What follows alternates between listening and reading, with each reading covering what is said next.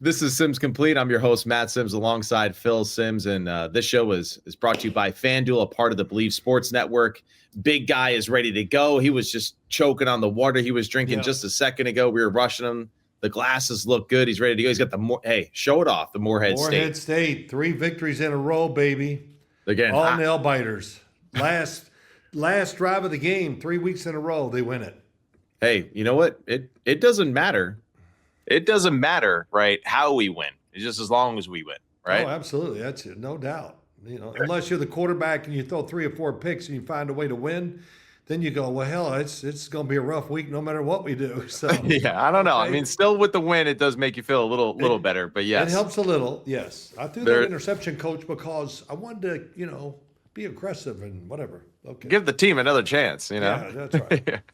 All right, so hey, Sims Complete. We're gonna bring all this weekend's action to you, and we're gonna get it started right here with one of our favorite new teams that we've been talking about all year because we are Indiana Jones fans. We're going to start with the Indianapolis Colts at home, taking on the Atlanta Falcons. Now, this is a weird home game. Why? Because they're in Deutschland.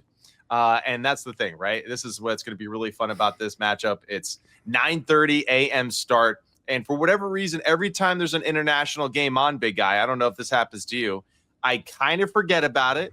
And then all of a sudden I put it on and I'm like, oh my God, yeah, there's a game on. That's right. Okay, let's get into this. And it's already about like halfway through the first quarter. And I get like really excited that the NFL has already started. Yeah, good for you. Me? No, I'm ready. I've already had a cup of coffee, ate some breakfast. Let's go. Get this damn game started. Yeah. And I'm not exaggerating. I can't wait to see it. We know. So it's going to be a good game. Of course, they're all good games, it seems like, over there.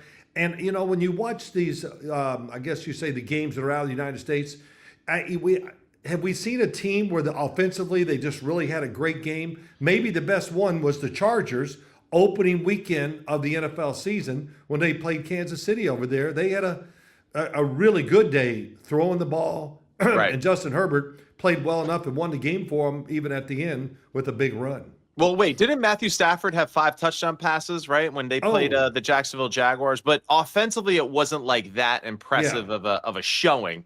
A lot of short throws. A lot of short throws. They did get in the end zone a lot. But, yeah, that would be another. But I agree. There is something about the overseas games that, for whatever reason, they don't really get all of the – well, let's just say they haven't seen a game like the Bengals, right, and what we saw last week. So yeah, they haven't really caught a matchup like that where it's just fireworks back and forth like between the Bengals and the Chicago Bears is what I meant to say. Well, who do you want to talk about first? Which team in this game, real quick? I mean, let's start with the Atlanta Falcons, right? Okay. And with the Atlanta Falcons being 3-5, like they're one of those football teams this season where it seemed like, hey, we're kind of on the fence with them. One week we really like what we see. The other week we're not really sure what we're seeing. The Colts here in this matchup, according to FanDuel Sportsbook, are 6.5-point favorites going into this. The over/under is 48.5. But yeah, with the Falcons, Big Guy, just general observation. Okay. What do you get out of this Falcons football team when you look at them? Up and down, the offensive line, the running game should be the part of their team that drives them forward. They do have a good defense. I think when they are aggressive on the defensive side, as I watch them and see the games, I like it better when they're aggressive. Let's just go. You got a quarterback that has a big arm. And, I kind of said this maybe to you last week or to other people. Michael Penix, man, you got to get a little bounce in yourself and, time out these throws and let it go. He gets so flat-footed and he throws the ball. It's still good. But I see too many passes. I go, man, if he just had a little more juice on it. And I'm talking about a guy that has one of the best arms we've seen. It's really good.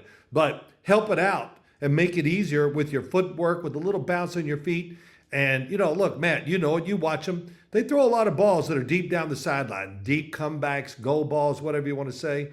And even guys with strong arms, you need to make sure you get it all together and throw it. And so in that aspect, I've been a little disappointed in that so far this year. And with Michael Penix and what they're doing offensively, do you feel like, you're seeing improvement from guys like Kyle Pitts, from Drake London, and their passing attack, right, compared to what we saw in the small sample size last year to this year? Have you seen that growth from the skill group as a whole for this team? Yes, a couple games, but it's confusing sometimes, and you do this. Teams are so up and then down and whatever, and Right. you don't understand why they're not consistent. Well, if they're not consistent, it means they're not that good. And let's get you know what I mean. I do, yeah. Let's It's give the credence truth. to the other team that Right. we judge them against somebody they should beat and do beat, and we go, looks great. All they got to do is repeat it now. Well, Right. repeating and winning games and playing well, that's easy said, extremely hard to do. Yeah. So that's kind of my take on the Atlanta Falcons. Be aggressive. Don't hold back. Yes, they got a great running attack. They got the running backs to do it. But still, when you throw on the football, be aggressive. And I want the quarterback to be much more aggressive too. Well, the good thing is too is that just like their defensive line seems to be kind of coming together finally, right? So with the young guys like Jalen Walker, he had 2 sacks last week against the New England Right. Patriots. The other thing, London, he had another 2-sack football game against the Patriots. Dorless is another guy, right? Number 54. He's a guy that's been disruptive in the backfield a lot. He's getting in the backfield. He had 2 sacks as well last week against the Patriots. So, and the Patriots are one of those teams like we clearly at this moment have a lot of faith in them. And it seemed like at times the Falcons were, all over them in a lot of ways, causing a lot of pressure and getting in the backfield consistently and being disruptive. So it's frustrating for me because I'm somewhat of a Falcons fan, being the fact that I played for the Falcons towards the end of my career. I seem to always kind of root for them. And yes, they definitely have broken my heart a few times, but I am definitely very excited about Michael Penix and the way that he's been playing. Want to see, like you mentioned, the consistency of the run game and Bijan Robinson and that just continue to grow, right? And Tyler Algier, who's a fantastic football player. But I was really pumped about just Michael Penix and his ability to throw the football to Drake London in the way that they do. And you know this, right? Like, it's like you throw it to Bavaro. Like some of the ways that he was throwing him the ball, like you only throw those type of footballs to a player like that, knowing that he's done that in practice like week after week. And I think we finally saw that, right? Like those two guys gelled in a way where it was like he was covered. There was no room to throw it. You know what? I'm going to throw it high to the back shoulder and an out route because I know my guy can at least adjust to it. The defender has no chance. So optimistically excited still for the Falcons with just Michael Penix and his improvement with his skill set. But you said it right, though. Let's get a little bit more pop, a little bit more juice. Listen, the league is so close, so competitive. It is week to week. If you watch TV like I do, one week, oh my God, are we worried about this? Are they not going to? Then the next week, hey, they look like Super Bowl contenders. I mean, it's amazing the ups and downs and talking about the games and everything like that, the players. And I think that's why you got to just be, personally, you got to be aggressive but smart. And then, of course, the coaches have to do the same thing. And the coaches, if your team is not playing the way you want, then we talk about this a lot, and I used to talk to Bill Parcells about it. You got to have something in your playbook that you go, all right, I'm going to shake their ass up a little here. Let's do this, let's do that. Right. And you catch the other team a little bit by surprise, and all of a sudden it starts working, you get confident, and you roll. So we'll see. So we didn't even talk about who the Atlanta Falcons are playing. What do you think about the opponent? Well, yeah, let's talk about the Colts, right? And the number 2 overall offense taking on the number 4 overall defense in the Falcons, right? And last week, the Colts, we finally saw, like, hey, they are human beings. They're not the perfect team, right? And they struggled against the Pittsburgh Steelers. But I thought Daniel Jones played phenomenally well. Would you agree with that? Like, I know the 3 interceptions, but what did you see from Daniel Jones in the film from their loss at Pittsburgh and why you're not concerned about him big picture? Well, I saw exactly what I've seen all year long. I think the one thing that wasn't as good as I would hope, I thought the offensive line did not have a great game. Right. I thought he was pressured sometimes when he shouldn't have been. But, oh, my gosh, once again, Daniel Jones, extremely aggressive in decision-making. And that was the thing. Yes, I know the 5 turnovers. A lot of people really happy about it. Oh, he's turning into who he was. Yeah. So whatever. I got to say it. To hell with you people. No, you're right. They're just weird. But yes. If you sit and really watch the game, I talked to a guy down at NFL Films, Greg Cosell. We just happened to talk, and he goes, hey, what'd you think about Daniel Jones last week? I said, man, he made a lot of really good throws. He goes, yeah, he did. And, we kind of laughed. But it doesn't matter. They lost. He had turnovers, and that's going to be the story, and that's okay. But what I learned from them once again, Jonathan Taylor was stopped in the run game. You keep trying it, and, sooner or later he's going to pop one. But the plays they design, the play calls, and the accuracy of his throwing overall, and it's down the field. There's a lot of, Matt, what they call hole shots between the safeties in the corner. They had a couple of those really clever and really did a good job of making those plays. And they had chances with all those 5 turnovers to get back in the game, and kind of did the same thing again. But I'll give the Steelers a lot of credit in that game a little bit. Well, we'll talk about them probably later.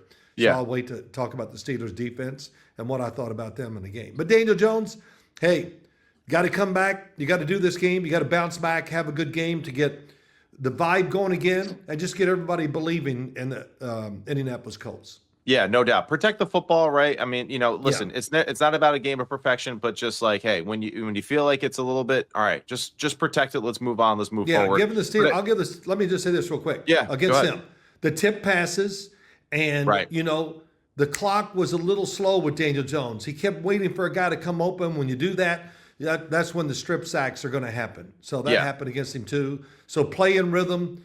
If it's not there, know that somebody's coming, get rid of the football, and I'm sure it was a great learning lesson for him too.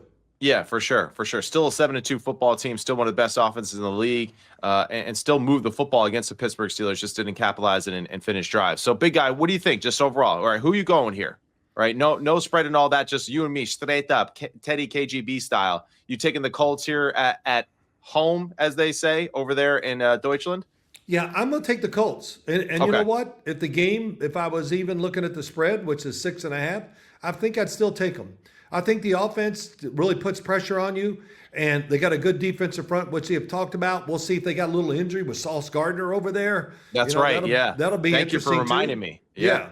So all that, and I just think they're really well coached. Lou Anarumo look, it wasn't like a bad game by the Colts defense. When you have 5 turnovers, it's hard to have a great day on the defensive side.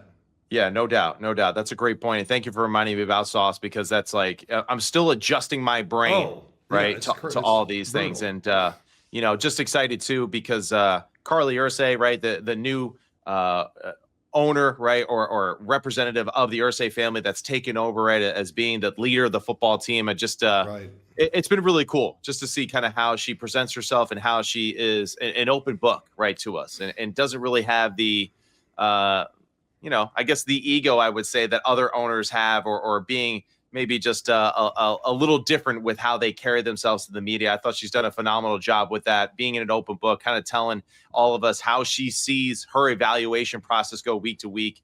And I know you've had some great experience with her father, Jim Irsay, when you used to cover the Colts all those years with CBS. Yeah, many things. First off, let me talk about her and the fact that we haven't heard any discontent or they can't believe all that stuff. Tells you how everybody is receiving the information, and her being there and, kind of following the game, which I think is great.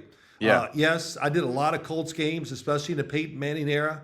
Mr. Irsay couldn't have been a nicer guy. In fact, he was so nice it caught me off guard. I don't know why I thought he was going to be rough and tough, but he lifting his weights and doing all the other stuff. But yeah, he treated us. When we went down there, he treated us great in the games, and of course it was fun. They let us get near the plays, and Peyton Manning was there for all that time. And I was telling you earlier, year one, Peyton, of course, did not play well, with the Colts, and he didn't throw the ball well at all. So the second game of the year, we're down there covering them, and we're in the inside because I guess it was a rainy day or something like that. Peyton was running the offense. Nobody was talking, but his throwing was like, it truly was rookie year night, second year bright sunshine. He threw the ball great in practice. He was in control of everything. And I never really asked him, like, wow, what happened? What'd you do? Because I think Archie Manning said about his own son, I thought that interception record was safe, but Peyton's he was getting close to it his rookie year. But yeah, so those are good times, man. The Colts were exciting, a lot of fun to cover, that's for sure. Yeah, that's awesome. It's great to hear too that the Ursay family, just the way they carry themselves and open their doors, right? Especially to you guys that are covering the game and doing your best, right, to go through all that detail, right, in such a short period of time. So, all right, let's change up gears here. Let's go to the Steelers and the Chad. You took the Colts. I took the Colts too on that one. Yeah, but let's go take a little gamble there with that, but it's okay. Yeah, well, hey, we'll see. Falcons defense and... ranked 23rd in the right now in the NFL, and I don't think that the Colts are going to have 2 games in a row, but they don't run the football well. So now let's go to the Steelers and the Chargers. Okay, all right, Steelers, Chargers, and you see the Chargers there are 3.5 favorites in this one against the Pittsburgh Steelers. Big guy, where do you want to start here with this football game? Because I know you're pumped about this matchup. Well, yeah, I am. This is, man, I looked at it. I watched the games. I think, man, I was confused even when I got done watching. The Steelers, I saw their team more. In other words, I thought their defensive backs overall against the Colts really played well. And they made Daniel Jones hold that ball that little extra. And what happens? They got the sacks and the fumble and tip balls, people jumping, all those things. Right. But the Steelers, Alex Highsmith and T.J. Watt, I don't know. I should look. Is T.J. Watt like on an injury report sometimes, or has he been? I apologize for not looking. No, he really hasn't been. No. Well, between him and Alex Smith, the pressure they got on Daniel Jones is what won the game. By the pressure, big plays were going to open up down the field for Daniel Jones to throw it. The coverage, the receiver's going to be open. But boom, the pressure got there and he didn't have time to throw it down the field. I thought that was really huge. And on the offensive side, I wish I had my things where Aaron Rodgers it was like he threw passes that were running plays, of course. Mm-hmm. And I think it went over 20 of them. Little slot outs, swings to the backs, whatever, because he's just trying to manufacture a way to do this, not take sacks and turnovers and everything like that. Right. And it looked pretty good. It did look pretty good. I think the other thing is the Steelers, the offensive line, I think it's gotten better. They protected overall pretty well. That might be because Aaron Rodgers gets rid of the football so damn quick. And by the way, we don't have to say it, but we're going to say it again. He still can throw that damn ball. That's right. Damn. I mean, he's the greatest one-hand thrower in the history of the game. But so, I think that and the fact that the Steelers played really good man-to-man coverage would have to give you a little hope about where they are right now and what gives them a chance to play and win going against the Chargers. And do you think, how much of a disadvantage is it for the Los Angeles Chargers now? Joe Wall, he is going to be out of this football game, right, with another high ankle sprain. They could be having Trevor Penning as one of their starting tackles, and they're also hopeful to have Mekhi Becton back out there as well. What do you think, big guy? How deep into the weeds of the playbook can Greg Roman go? With Trevor Penning just been on there for, I don't know, maybe 3 or 4 days now, max. Okay, well, I like what you just said. Trevor Penning, I think he came out of Northern Iowa. I remember studying him. I told you before we came on and started doing this, I said, when you get behind him, his ass is about 3 foot wide, so you got the guy out there that can get it done. But I know it's exact dimensions. Thank you, Phil. But Mekhi Becton, if he comes back the way he played last year, the way he was that would really, I think, change the Chargers completely. Because the other thing, we talked about the trouble comes when you give up pressure, which, happened last week, or they got last week, I should say, for the Steelers. And the big thing is these two offensive linemen could end up being the difference why they win the game, because they can protect the quarterback more. And if you protect Justin Herbert, they're going to win. Right. So that's my first thought about that game. All right. Well, yeah, it's a good first thought. And now just as far as just Justin Herbert and what you've seen from him, right, in this season so far, it's still the man, right? His QBR is going down. Your favorite stat, the QBR. Oh, yeah, my QBR. Hey, show me the quarterback that plays really well when he's under pressure getting hit and all that stuff and people don't get open. But Justin Herbert, I did write some numbers down. He's 18 touchdowns, 8 interceptions. Okay, I can live with that. 67%. And most of those 60, it would be about 90, but most of them are throwaways when it's incomplete. Yeah. He's been sacked 28 times. 28. So when you pressure The other team's quarterback, you get sacks and it leads to interceptions a lot of times. And that's what we kind of see happen with some of these teams. And the Chargers, they would be one of them. And now they have I think the running back they have, Omarion Hampton, I think he is got a chance to be special. He has over 300 yards rushing this year. So I kind of see him playing that way, especially with the offensive line shakeups. Play that way, keep the Steelers honest, and see how it works out if you do that. Yeah, and that's one of the things that the Chargers really struggled with last week against the Tennessee Titans, right? With Omarion Hampton being out, right? Just Jarrett Patterson, Kamani Vidal really shared the load as far as the running, and also Justin Herbert himself having 9 carries and 57 yards on the ground. So it's a little bit of a mixed bag, right, with the running game and all of that as they kind of survive with the injuries in the offensive line and with the injuries to the running back position. But Justin Herbert, I thought, threw the ball extremely well against the Tennessee Titans, and he really is the reason why they won that game. That was a close game, and his throwing and precision in the red zone were the difference, especially the one over the shoulder throw. Well, Matt, just talking about Justin Herbert. Yeah. He's been running since the opening game of the year. Right. And that's the one big difference in his game.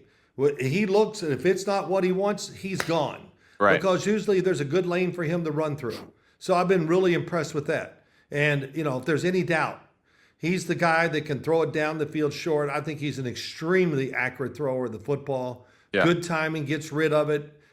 So, man, all I can say is he's a handful to play against, I'm sure.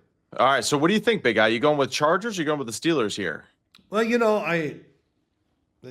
I root them for both of them to win? I kind of follow both these teams. For some reason, I like them both. But, I know. I'm gonna go with the Chargers. Okay. This game is in LA, right? Correct. Yes, sir. Okay. Yeah, I always got to make sure I get that right. Yeah. I should know these things, but there's a lot of other stuff that's going on in my head, so we have to wait for it.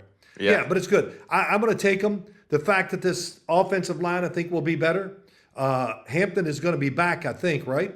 I think so. I don't want to say that for sure. Right now, as we're recording this, it's a possibility. Okay. Well, if he's back, that's a big lift. And I'm going to take the Chargers and give the points. Okay. All right. I'm going to take the Pittsburgh Steelers. I say that they feed off of what they did last week, and I say that they at least cover the spread. But now we're talking about the spread. All right. So even though I'm still picking the Steelers though in this matchup. I feel like last week was, I think, a little bit of an indicator too of just the experience, the veteran leadership, and all of that, and just kind of them playing into their style, right, and being comfortable that way. I think if they can get a lead on Los Angeles, that will pay dividends for the Steelers as the game wears out, right, and be a little bit more aggressive with their pass rush. Wouldn't be shocked either if they're a little bit more aggressive with some of the looks they do defensively to cause some more pressure on Justin Herbert. All right, I'm going to be quick on this game. When I'm watching it, if the Chargers don't have a few extra ways to protect for their quarterback, in other words, the tight end, whatever it is, the running back, if you let them get rolling, which they do, they're very emotional with Tomlin and TJ Watt, and that's the way they play. So if they get it going, so hey, do what you got to do. If you only send 2 receivers out, I don't care. But don't let the quarterback get hit and have to throw the ball as he's getting hit, because that's when it leads to turnovers. All right.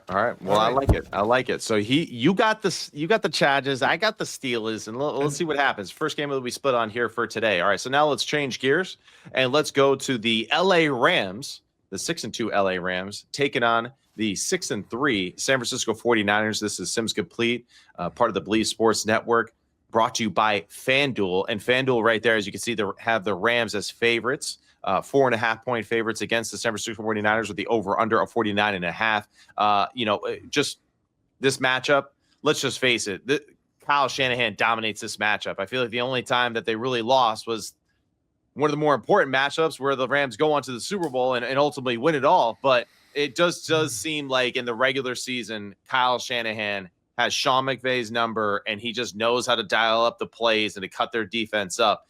Do you see that potentially repeating for right now? Brock Purdy was still limited in practice yesterday due to his toe injury. Ricky Pearsall is still out.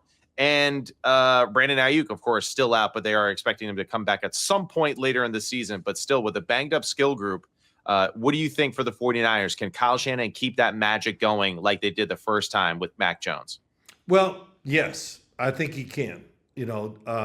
Their right now, the way Kyle Shanahan's running this offense, you know this very well. It's like back the first year or two when he started coaching San Francisco. Right. The quarterback getting rid of the football. There's 100%. It's a different style with Mac Jones playing compared to Brock Purdy.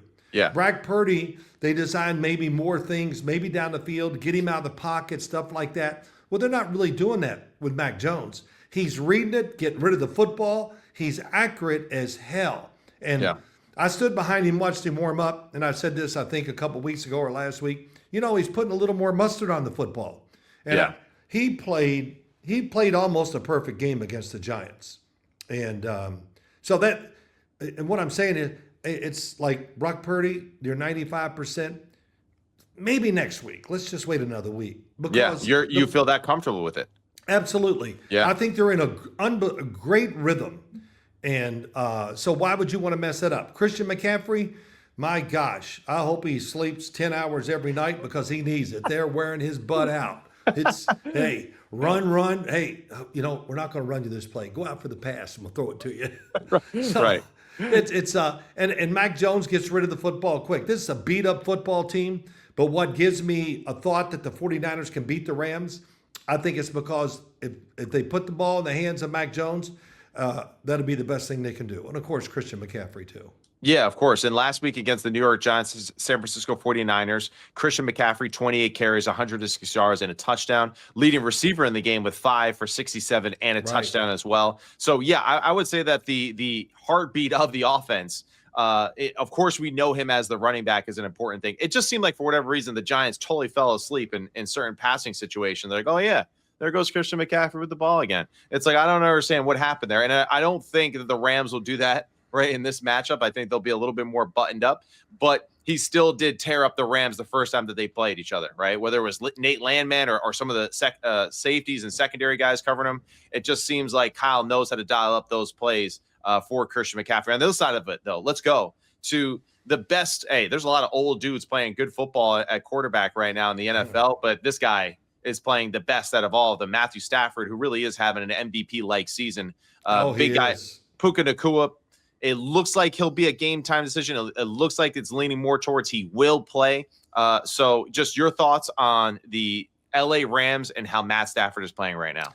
Well, the 49er defense, I can't even – I usually used to be able to just say everybody that's out there playing, and now – their names, I go, I don't know who it is.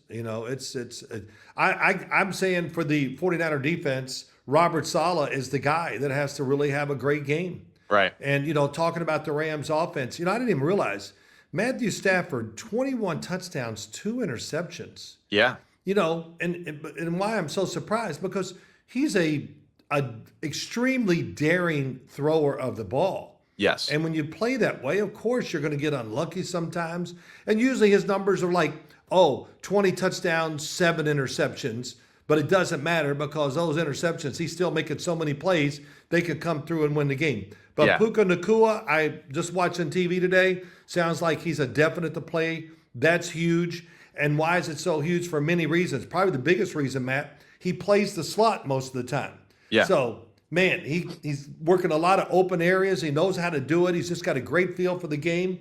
And when I watch him play, I watched him some today, and I went, man, he's a wide receiver, but damn, I don't know if he looks like a tight end or a linebacker. Right. He is just a big, natural dude. Right. And he looks that part, and he just has a not super fast, but he's just got it, man. It's almost, here's what it is. He's the wide receiver. He's Travis Kelce a little bit at wide receiver. He just has to feel what to do in zones, where you read it, all that stuff. It's really cool. And, of course, Matthew Stafford, to say he's throwing the ball well, that's just not a word good enough for him. It's not. And, he's definitely, to me, I feel like on the top of the list of the MVP conversation right now as we have it just past the midway point of the year. And it seems like Devontae Adams is getting better, right, within this offense. They're starting to figure out how to use him more effectively. And the defense, right? That's the other thing, too. The Rams have allowed 20 points combined in their past 3 games. The defense has held opposition to 10 points or fewer in 8 of its past 14 games, including the playoffs. So the Rams unit has shown signs of improvement. But this is kind of like all right, I need to see it against San Francisco now because, like I said, it's just Kyle knowing Sean McVay and that unit so well. It does seem like he just knows the perfect places to take apart that defense. And I'm just telling you, hey, watch, there goes the shallow. Okay, here comes Christian McCaffrey right behind him. Okay, so don't go for the shallow. Like, I just feel like defenses fall for those type of concepts all the time. But big guy, who you got in this matchup? Who you taking? Last thing, I love it when they play each other and they have to go to the middle of the field and shake hands or whatever. Right. And, it's just got to be brutal for the loser. No doubt. It's personal. I understand it. And you got to think, though, like Sean, though, after getting, he won the Super Bowl. His butt cheeks handed to him a few different times from Kyle that he's just like, yeah, hey, okay, all right, let's move on. Yeah. I mean, like, that's really like the only bargaining chip he's got. Well, I'll just say this: it's a really good one. I mean, come on. The running game, the quarterback, Puka Nacua back. Yeah. Sean McVay, extra time to look and tinker with what he's doing and watching Kyle once again. I think it's huge. 49ers, I mean, how many games can you just they lay it on the line. And all NFL teams do. No, they don't. But just watch the 49ers. There were plays in the last couple of weeks that when somebody was tackled, Matt, there were 9 defenders standing around trying to make the tackle. 9. Right. I mean, that talks about who they are and everything. But saying all that, I like the Rams. I think they'll find a way to win at home. All right. You got the Rams. Where's it at? Did I have it correctly before? I wanted to say that it is home in San Francisco. Yes, it's home in San Francisco. Yes. Oh, that helps the 49ers a little bit. I'll still take the Rams.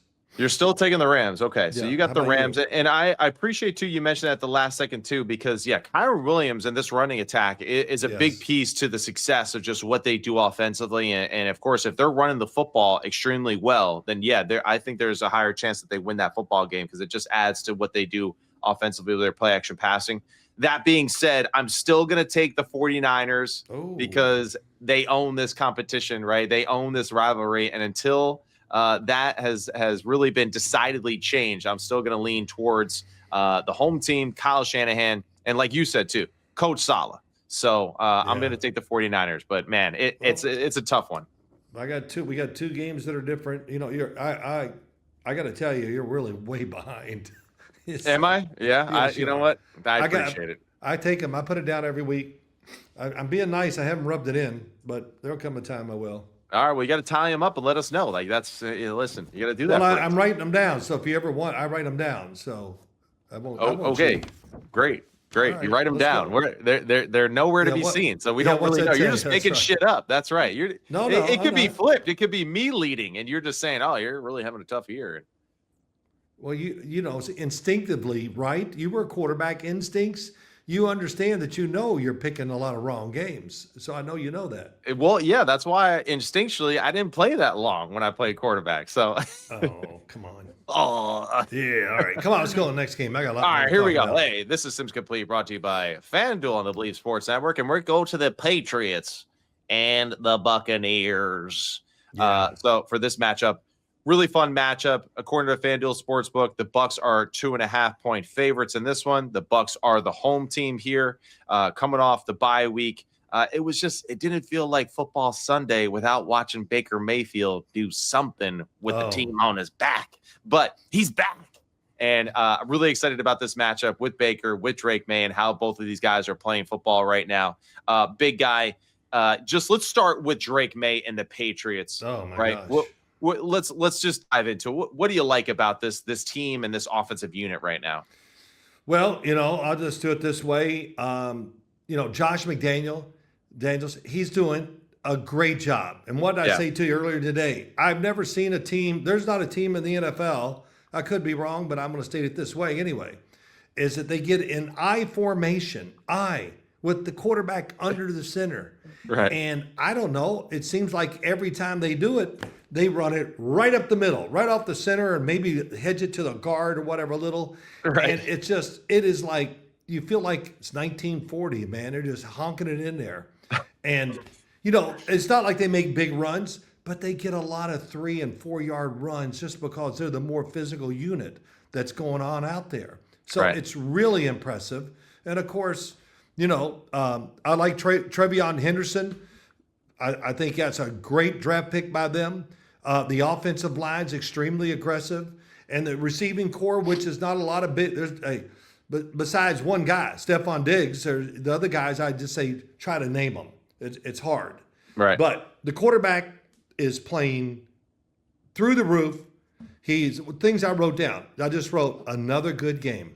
God, his motion is compact. He throws it with no effort at all. He's accurate as hell. I mean, you saw that long touchdown he threw across the field. Yeah. Man, I mean, come on. There's like 5 quarterbacks in the NFL that would even try it. Right. So yes, he threw an 18-yard outcut with somebody hitting him as he throws it. Yeah. And he just smokes it out there. The guy catches it, goes out, and everybody's like, oh, that was nothing. Yeah. Another play.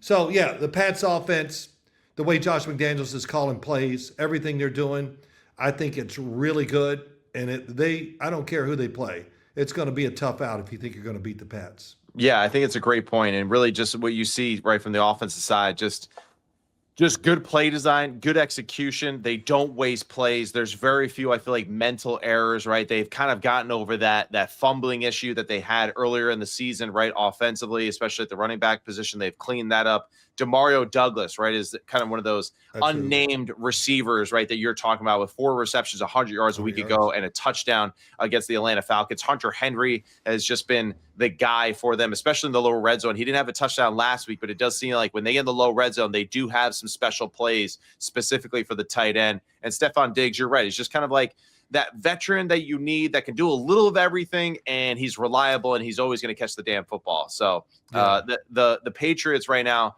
a great mixture of plays, play designs, and, of course, just young talent at the quarterback position that, hey, he can scramble. He makes fantastic throws down the football field, and he's got a ton of confidence right now. And you could see it as he talks to the media. It is a totally different person than I feel like what we saw a year ago at this time. So the Patriots offensively are really humming. Big guy for the Bucs in this one. Well, let me say this about the Patriots too. Go. Matt, we followed Josh McDaniels for many years. Right. And when you watch him now, I don't see anything that reminds me of him in Las Vegas or with Tom Brady or anything. It's like he recreated himself big time. Yeah, right. They're running plays that I just go, look, I've followed Josh McDaniels ever since he was a coordinator. He never did some of these things they're doing now, and it's working. And you said it. Hunter Henry is – nobody talks about him enough. Damn, he's really good. He's one of those tight ends. Go get it done. We designed this for you, and if you do that, he'll get it done. So the Pats offense, it's old school, but it's still exciting. Yeah, no doubt. Does that make sense?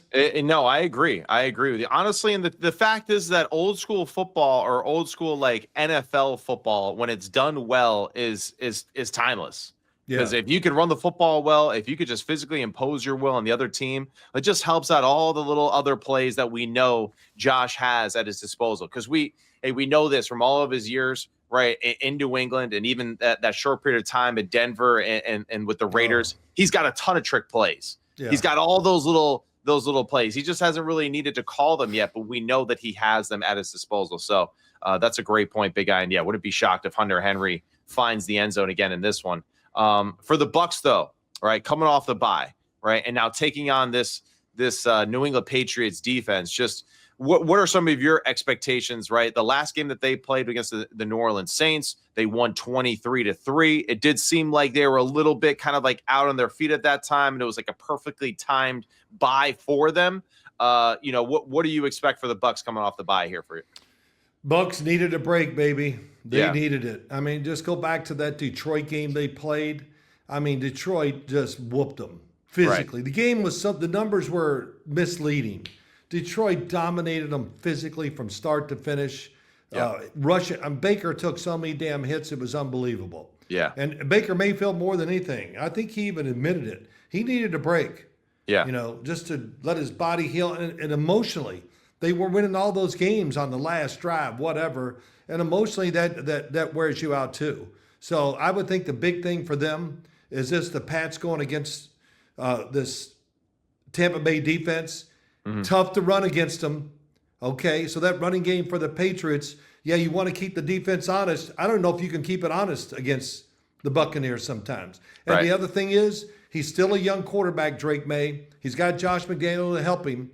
But we know Todd Bowles is going to check it out. Let's see what we got. Okay? And I love it when I see Todd Bowles over there just going, and then he puts it down and they sack the quarterback with the blitz. He just goes, oh, yeah, I like that. Yeah, right. Watch him, though. Watch his body language after they sack the quarterback or do something. Yeah. It's well, look, he's head coach, defensive coordinator, calls the defenses. And I think always, too, when I watch Tampa play, I say the same thing. Damn, they just know exactly when to do the blitz that catches the other team off guard. Right. And it's always something new and creative, it seems like. So I'm really interested in this. I think I'm really interested to see how the Patriots going down there. I don't know if it'll be hot or not. It's on grass. There's a lot of things going. Probably won't run the ball great, and see how they play against this Buccaneers football team. Yeah, it's a great point, right? The Buccaneers defense right now is 7th right now in the NFL in rush defense. The pass defense, 22nd. Scoring tied for 13th. So overall, a middle of the pack defense, right? But what you were saying, very opportunistic, and it does seem like they do kind of make the right call at the right time when they need it. Offensively, overall, the Bucs 17th, 24th in rush. No Bucky Irving still. I still think that's a huge miss for them. It is. Emeka Egbuka is healthy and ready to go, so that's great, and hopefully he feels fresh, and he's probably another guy who probably needed a bye after just having one of the longest off seasons ever being a rookie. 13th in the league in passing, though. So we're going to see a really, really cool matchup here with it. So who do you give, right? Who are you going to give your flowers to, Phil, in this one? You going with the Bucs or you going with the Patriots? Flowers? What am I going to the prom? Yeah, hey. Yeah, I never did that either. I wasn't going to rent a tuxedo and spend all that money, even back then. It was probably like, rent the tuxedo for $15. Well, it took me 4 weeks to learn $15. So I'm going to go with the Bucs. The rest, it's at home. Baker knew he didn't play well the way he wanted there before the bye. I don't know. Emotionally, I think there's a lot of things in the Bucs favored. And, you look at the Patriots, 7-2, hard to be on edge. But I don't know. Maybe Mike Vrabel's up there crushing them. By God, that's not, that's what you got to do. Right. You don't let them get satisfied. Yeah. And so I think it's going to be very close, but I'm going to take the Bucs. Okay, I'm going with the Patriots. I say they get this road win. I know, look at big guy. He's getting all. Let me write that one down. Yeah, I got them all. Shit, I got them now. All right, so we differ on 3 so far, but give me the Patriots. And really, I think it's more so like, wouldn't be shocked to the Patriots defensively. Just are kind of all over it. And I think that's like the side of the football that I think is one of the more improved, units, right? It just seems like every week they get a little bit better, right? Defending the run, tougher. They don't let quarterbacks outside the pocket. They seem to be limiting explosive plays, it seems like every week. So just as a whole, I'm going to go with the Patriots to get this win. I'm going to keep riding the wave of the Drake May hysteria right now. Well, Mike Vrabel, Josh McDaniels, they got a lot of, I love it too when Vrabel runs across the field after they win. He's always got like, hey, how'd you like it?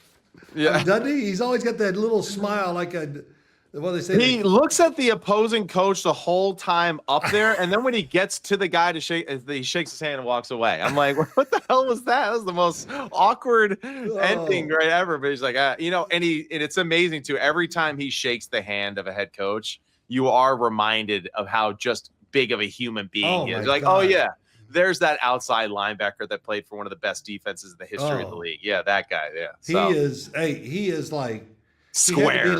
He had to be like a 17-pound baby coming out. I mean, oh man, it's unbelievable. He is a lead he's square, rectangle. Yeah, everything. Yeah, yeah. It is funny, and of course, and he's a great coach. He's a great coach, and make no doubt about it. His presence, the physical part, makes you pay attention. Sometimes right. I always think that's kind of true a little bit. Yeah. And he uses it well. I think I know what you mean. He when he was at Tennessee, and I've said this to you before. Yeah. But he goes, the one thing he didn't realize, and he got good at, is relating to the players. Right. he went down there and said, "All the X's and O's. I got some good stuff." Then he realized as the time went on, oh, it's good to have X's and O's, but unless you really connect to the players in the right way to get the best out of them, it's not going to work.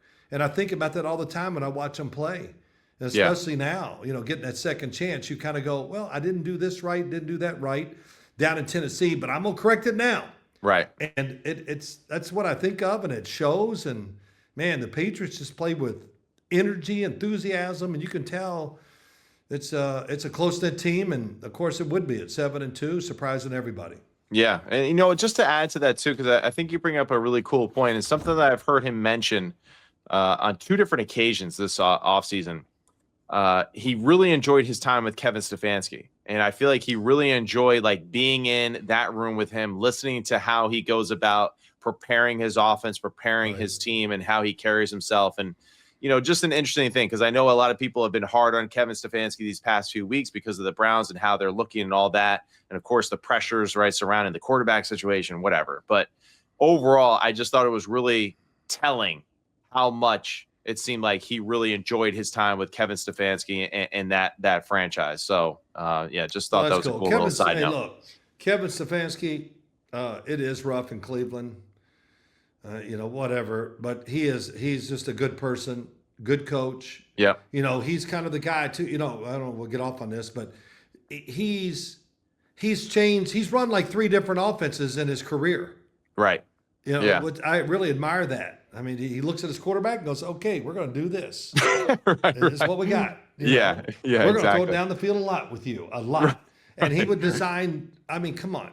That one year when Joe Flacco was the quarterback and took him to the playoffs at the end, their play design to get deep throws down the field was tremendous. Right. Tremendous. And I said, this can't last forever. And, of course, he went down and played Houston in the playoffs, and that would have been absolutely the worst matchup for him in the playoffs. And it showed. Yeah. He's Phil Simms. I'm Matt Simms. This is Simms Complete, brought to you by FanDuel and a part of the Bleav Sports Network. We will see you later next time.